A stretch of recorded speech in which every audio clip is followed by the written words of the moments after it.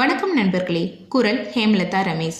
இன்னைக்கு நாம பார்க்க போறது கிராமத்து காதலியே பாகம் 5 ஆடியோ நாவல் கிராம காதல் கதை. நடக்க போகும் திருமணத்தால் தன்னால் இனிமேல் நிம்மதியாக ஒரு நாள் கூட உறங்க முடியாது என்பதை அறியாமல் பவித்ரா.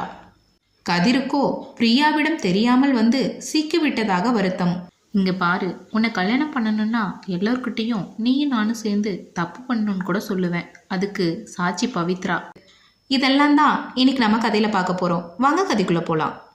மாலை 5 மணிக்கெல்லாம் மாப்பிள்ளை வீட்டார்கள் வந்து சேர்ந்தனர். சொந்த பந்தம் பெரிதாக இல்லை. மொத்தமாக 5 பேர் தான் வந்திருந்தனர். அவர்களுக்கு இனிப்பு காரமெல்லாம் வழங்கப்பட்டது. பவித்ராவை அலங்கரித்து அவள் கையில் காஃபி தட்டை கொடுத்து அனைவருக்கும் கொடுக்கும்படி சொன்னாள் மீனாட்சி. காஃபி கொடுக்கும்போதுதான் மாப்பிள்ளையை பார்த்தாள் பவித்ரா. மாப்பிள்ளை சுரேஷ் பார்க்க ஒரு அளவுக்கு லட்சணமாகத்தான் இருந்தான். பவித்ராவை பார்த்ததும் அவன் வாயிலிருந்து லிட்டர் கணக்கில் ஜொல்லு வடிந்தது. பக்கத்து ஊருக்கு வேலையாக சென்றிருந்த கதிர் அப்போதுதான் உள்ளே வந்தான். அவன் உள்ளே வந்த சமயம் பவித்ராவிடம் மாப்பிள்ளை பிடித்திருக்கிறதா என்று கேட்க அவள் சம்மதம் என்று தலையாட்டினாள். கதிருக்கு விஷயம் புரிந்ததும் சிலையாக அங்கேயே நின்று விட்டான். உள்ளே வா கதிரு, இவங்க நம்ம பவித்ராவை பொண்ணு கேட்டு வந்திருக்காங்க என்று சொன்னாள் வேணி. அவனுக்கு அவர்களை பார்த்து சிறிய தலையசைப்பை மட்டும் தந்தான்.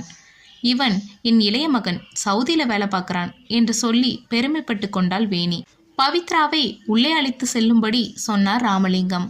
கார்த்திகா பவித்ராவை உள்ளே அழைத்து சென்றாள். பொண்ணுக்கும் பையனை பிடிச்சி போச்சு, அப்புறம் என்ன, அடுத்த வாரம் புதன்கிழமை கல்யாணத்தை வச்சுக்குவோம் என்றாள் மாப்பிள்ளையின் அம்மா ரங்கநாயகி. அடுத்த வாரமே வா, அதுக்குள்ள என்ன அவசரம்? எங்க வீட்டில் இப்பதான் ஒரு கல்யாணம் முடிஞ்சிருக்கு, உடனே இன்னொரு கல்யாணம் பண்ணணும்னா கொஞ்சம் கஷ்டம்தான். இன்னும் ஒரு 6 மாசம் போகட்டுமே, அதுக்கப்புறம் இந்த கல்யாணத்தை வச்சுக்கலாமே என்றார் ராமலிங்கம். நீங்கள் பொண்ணுக்கு ஒன்றும் செய்ய வேண்டாம், எல்லாத்தையும் நாங்களே பார்த்துக்கிறோம். கல்யாண செலவு கூட நாங்களே ஏற்றுக்கிறோம். இன்னும் 10 நாளைக்குள்ளே கல்யாணம் நடக்கலன்னா இனிமே என் பையனுக்கு கல்யாணம் நடக்க 5 வருஷம் ஆகுன்னு ஜோசியர் சொல்லிட்டாரு. அதனால தான் அடுத்த வாரமே கல்யாணத்தை வச்சுக்கலான்னு நினைக்கிறோம் என்றாள் ரங்கநாயகி. இவர்களின் அவசரம் மங்களத்திற்கும் ராமலிங்கத்திற்கும் உறுத்தலை தந்தது. வேணியோ பைசா செலவில்லாமல் கல்யாணம் நடக்கப் போவதை நினைத்து ஆனந்தப்பட்டாள். மீனாட்சி மாப்பிள்ளை வீட்டுக்கு ஆதரவாக பேசி ஒரு வழியாக அனைவரையும் சம்மதிக்க வைத்து விட்டாள். அடுத்த வாரம் புதன்கிழமை திருமணம் என்று உறுதி செய்யப்பட்டது. இவை அனைத்தும் பிரியாவின் திட்டமே. எப்படியாவது அவளை உடனே இங்கிருந்து துரத்த வேண்டும் என்பதற்காக அவளின் அம்மாவின் தூரத்து சொந்தமான ஒரு குடிகாரனை பவித்ராவின் தலையில் கட்ட முடிவு செய்து மீனாட்சியின் மூலம் காயை நகர்த்தினாள். கதிருக்கு மனதில் வருத்தமாக இருந்தது. இருந்தாலும் பவிக்கு மாப்பிள்ளையை பிடித்திருக்கிறது. இனிமேலாவது அவள் சந்தோஷமாக வாழ வேண்டும் என்று நினைத்தான். திருமணம் முடியும் வரை மீனாட்சி, கணவர் சுந்தரேசன், பிரியா அனைவரும் இங்கேயே இருப்பதாக சொல்லிவிட்டனர். கதிர் அதன் பிறகு பிரியாவிடம் பேசுவதை நிறுத்திவிட்டான். காரணம் பலமுறை கேட்டும் அவன் பதில் எதுவும் சொல்லவில்லை. பிரியா வழக்கம் போல வேணியிடம் சென்று புகார் வாசிக்க இந்த முறை வேணி அவன் ஊருக்கு செல்வதற்கு முன் நிச்சயம் செய்து விடலாம் என்று சொன்னாள். இப்போதுதான் பிரியாவுக்கு நிம்மதியாக இருந்தது. அறையில் கார்த்திகா பவித்ராவை பற்றி அனைத்தும் பரணியின் மூலமாக தெரிந்து கொண்டாள். எனக்கு என்னமோ மாப்பிள்ளை சரியில்லையோன்னு தோணுது. ஏன் கார்த்தி அப்படி சொல்ற? அவன் பார்வையே சரியில்லை, பல்லு ஃபுல்லா பாக்குக்கற வேற, குடிப்பானோ என்னவோ. எனக்கும் பெருசா விருப்பம் இல்லை என்றான் பரணி. நம்ம கதிர் தம்பிக்கு ஏன் பவித்ராவை கட்டி வைக்க கூடாது? எங்க அம்மா அவ்வளவுதான், கதிருக்கு அவங்க அண்ணன் மக பிரியாவை தான் கட்டணும்னு மனசுல ஆசையை வளர்த்துட்டு இருக்காங்க. முதல்ல கதிருக்கு பவித்ரா மேல விருப்பம் இருக்கான்னு தெரியல. அவன் படிப்புக்கும் வேலைக்கும் பவித்ரா செட் ஆக மாட்டா. என்கிட்ட சொன்ன மாதிரி நீ வெளியில வேற யாருக்கிட்டையும் இப்படி எல்லாம் சொல்லிடாத. வீட்டில் கண்டிப்பா பெரிய பிரச்சனை வரும். போய் லைட் ஆஃப் பண்ணு என்று அவசரப்படுத்தினான் பரணி. கார்த்திகா யோசனையாக விளக்கை அணைத்தாள். திருமணம் சீக்கிரமாக வைத்து விட்டதால் பவித்ரா போனிலேயே அவளுடைய கம்பெனி மேனேஜருக்கு தொடர்பு கொண்டு இனிமேல் தன்னால் வேலைக்கு வர முடியாது, திருமணம் நிச்சயிக்கப்பட்டு விட்டதாக சொன்னாள். அதனால் அவர்களும் சரி என்று ஒப்புக்கொண்டனர். முகூர்த்த புடவை எடுக்க பவித்ராவையும் அழைக்க அவள் மறுத்துவிட்டாள். பரணியும் கார்த்திகாவும் மதுரைக்கு விருந்துக்கு சென்று விட்டனர். பிரியாவுக்கு ஆபீஸில் லீவ் கிடைக்காததால் திருமணத்தன்று வருவதாக சொல்லி கிளம்பிவிட்டாள். வீட்டில் மங்களம், பவித்ரா, கதிர் மட்டுமே இருந்தனர். மங்களம் சாப்பிட்டு விட்டு மாத்திரை போட்டுக்கொண்டு உறங்கிவிட்டார். கதிர் ஹாலில் உட்கார்ந்து டிவி பார்த்து கொண்டிருக்கும் பொழுது பவித்ரா அவனுக்கு காஃபி கொண்டு வந்து கொடுத்தாள். பவித்ரா, உனக்கு அந்த மாப்பிள்ளையை பிடிச்சிருக்கா? பிடிச்சிருக்கா பிடிக்கலையான்னு சொல்ல தெரியலத்தா. என் வாழ்க்கையில நான் ஆசைப்பட்ட மாதிரி எதுவுமே நடந்தது கிடையாது. எனக்கு படிக்கணும்னு ரொம்ப ஆசை, ஆனா அது முடியல. எப்படியும் ஒரு நாள் கல்யாணம் பண்ணித்தானே ஆகணும். பெரியவங்களுக்கெல்லாம் சம்மதம், அதனால எனக்கும் சம்மதம் தான். அத்தா, நீங்க பிரியாக்காவை எப்ப கல்யாணம் பண்ணிக்க போறீங்க? உங்க கல்யாணத்துக்கும் ஒரு வாரத்துக்கு முன்னாடி வந்து எல்லா வேலையும் நான் தான் செய்வேன், சரியா? கதிர் அதற்கு பதில் எதுவும் சொல்லவில்லை. எனக்கு துணி துவைக்கிற வேலை இருக்கு, கம்மாய் வரைக்கும் போயிட்டு வந்துடுறேன். அம்மாச்சி கேட்டாங்கன்னா நான் துவைக்க போயிருக்கேன்னு சொல்லுங்க என்று சொல்லிவிட்டு துணி மூட்டைகளை தூக்கி கொண்டு வெளியே சென்றாள். கதிர் நேற்று இரவு பிரியா கிளம்புவதற்கு முன் பேசியதை யோசித்து பார்த்தான். கதிர், நான் உன்கிட்ட கண்டிப்பா பேசி ஆகணும், மொட்டை மாடிக்கு வா என்று சொல்லிவிட்டு பிரியா முன்னே சென்றாள். கதிரும் பிரியாவிடம் சில விஷயங்களை தெளிவாக பேச வேண்டும் என்று நினைத்து கொண்டிருந்தான். அவனுக்கும் பிரியாவின் ஒரு சில குணங்கள் பிடிக்கவில்லை. இது சரிவருமா என்று அவனுக்கு தயக்கமாகவே இருந்தது. பிரியாவின் மீது அவனுக்கு சொல்ல தெரியாத உணர்வு தோன்றினாலும் பிரியாவை காதலிப்பதாக சொல்லிவிட்டு வேறொரு பெண்ணை நினைப்பது தவறு என்று அவன் மனதை கட்டுப்படுத்தி கொண்டு இருந்தான். பவித்ராவுக்கும் திருமணம் நிச்சயமாகிவிட இனிமேல் அவளை பற்றி நினைப்பது கூடாது என்று அறவே ஒதுங்கிவிட்டான். கதிர், என்ன ஆச்சு உனக்கு? ஏன் என்கிட்ட சரியா பேசவே மாட்ற? அப்படியெல்லாம் ஒன்றும் இல்லை, கொஞ்சம் கல்யாண வேலையா இருந்தேன். வெளிநாட்டில் இருக்கும்போது தான் பேச டைம் இல்லைன்னு சொன்னேன். இங்க நான் உன் பக்கத்துலயே இருக்கிறேன், அப்பவும் என்கிட்ட சரியா பேச மாட்ற. நீ உண்மையிலேயே என்னை லவ் பண்றியா இல்லையா? பிரியா, ஆரம்பத்திலேருந்தே நீ தான் லவ் பண்றன்னு சொல்லி என்னை கம்பல் பண்ண. கடைசியா சூசைட் பண்ணிக்குவேன்னு சொல்லி மிரட்டி என்னை ஓகே சொல்ல வச்ச. நீயும் இந்த அளவுக்கு லவ் பண்றன்னு சொல்லித்தான் நானும் உன்னை லவ் பண்ண ஆரம்பிச்சேன். நீ ஆரம்பத்தில் இருந்த மாதிரி இப்ப இல்லை பிரியா. நீ சொல்றதை தான் செய்யணும், உன் பின்னாடியே சுத்தணும்னு என்னை ரொம்ப இம்சை பண்ணிக்கிட்டு இருக்க. இதெல்லாம் எனக்கு செட் ஆகாது. அதெல்லாம் உன் மேல இருக்கிற லவ்ல தான் பண்றேன். உனக்கு அது புரியலையா கதிர்? நானும் அதனால தான் அமைதியா இருக்கேன். சரி, நமக்குள்ள சண்டை வேண்டாம். என்னைக்கு கிளம்புற நீ? இன்னும் 20 நாள்ல கிளம்பணும். 6 மாசத்துல நம்ம கல்யாணம் பண்ணிக்கலாம். அதுக்கப்புறம் நீ சவுதி போக வேண்டாம். உனக்கு நான் பெங்களூர்லயே ஜாப் ரெடி பண்றேன். நம்ம 2 பேரும் அங்கேயே இருக்கலாம். என்ன பேசுற நீ? இங்க வீடு பழசா இடியிற மாதிரி இருக்கு. இதை இடிச்சிட்டு புதுசா வீடு கட்டணும். என் தங்கச்சிக்கு நல்ல இடமா பார்த்து கல்யாணம் பண்ணி கொடுக்கணும். நான் அதுக்கு இன்னும் 3 வருஷமாச்சு அங்கேயே இருக்கணும். இன்னும் எத்தனை வருஷத்துக்கு நீ உன் குடும்பத்தை பத்தியே யோசிச்சுட்டு இருக்க போற? என்னை பத்தி யோசிக்க மாட்டியா நீ?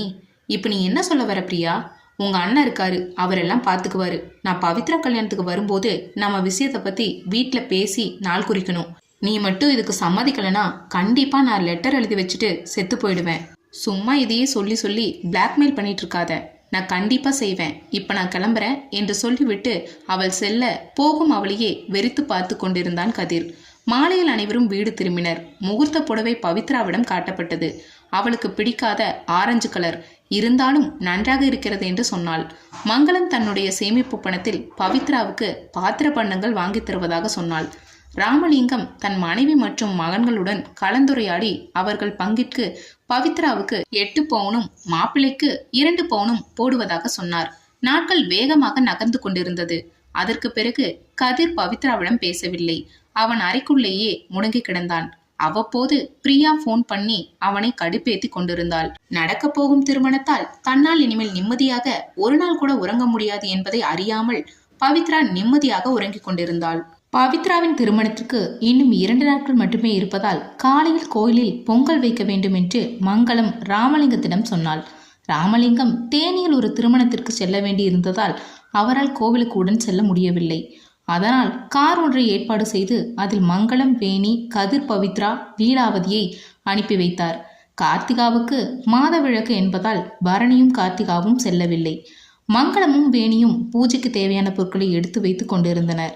பவித்ரா அடுப்பு ஊதி கொண்டிருந்தாள்.